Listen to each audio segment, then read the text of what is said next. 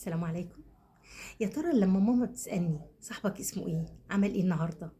هل ده فضول من ماما ولا خوف عليا؟ اكيد خوف عليا. ليه؟ علشان الصاحب ممكن اتأثر بيه من غير ما احس. تمام؟ اهلا بيكم، انا مومة، ودي مجموعة مفاهيم خطأ هنصححها مع بعض. مع مومة نفهم الصح ونصحح الغلط. طيب، تعالوا احكي لكم حكاية طفل كان كويس جدا وهادي ومركز وشاطر. فجأة أخلاقه اتغيرت، بقى عصبي، بقى يتنرفز بسرعة. ليه؟ اتعرف على ولد مش شبهه، مش كويس، فبدأ يتأثر بيه من غير ما يحس. عشان كده الرسول صلى الله عليه وسلم عمل لنا القاعدة دي. قال في حديثه الشريف صلى الله عليه وسلم: المرء على دين خليله، فلينظر أحدكم من يخالل. يعني إيه يا مومة؟ طيب، قبل ما نشرح الحديث تعالوا نشوفه قدامنا زي ما احنا متعودين، وزي ما اتفقنا المفاهيم دي تكتبها وتحطها في المكان اللي انت بتتواجد فيه عشان تبقى قاعدة قدام عينيك تمشي عليها بقية حياتك. تعالوا نشوف الحديث مع بعض. اتفضلوا.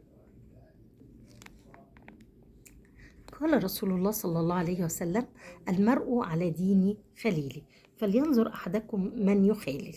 يعني إيه؟ يعني لو صاحبك بيعمل حاجة غلط هتقلده ولا هتسيبه؟ ها؟ النبي صلى الله عليه وسلم علمنا قاعدة مهمة جدا في حديث قصير ولكنه شامل ومعناه كبير جدا. الصحبة يا حبايبي مش لعب وبس، وقت بنقضيه مع بعض. الصحبة بقى أخلاق وكلام وتصرفات، والإنسان بيتأثر بصاحبه بإيه؟ بكلامه وأفعاله، في طريقة تفكيره وعلاجه للمواقف. لو صاحبك بيحب الصلاة انت هتحب الصلاة. لو صاحبك بيحب الكذب يمكن تتعود عليه. يبقى قبل ما نختار الصاحب أسأل نفسي الأول: هل هيقربني من ربنا ولا هيبعدني؟ طيب، تحب صاحبك يكون سبب في نجاحك ولا سبب في فشلك ومشاكل ليك؟ افتكر دايما إن تصحيح المفاهيم يبدأ من اختيار الصحبة. مع مومة نفهم الصح ونصلح الغلط. تمام؟ اوعى تنسى، مومة تقول واحنا نفكر، مومة تنبه واحنا نتغير. اشوفكم في فيديو جديد ومعلومة جديدة ومفهوم غلط عايزين نصححه مع بعض.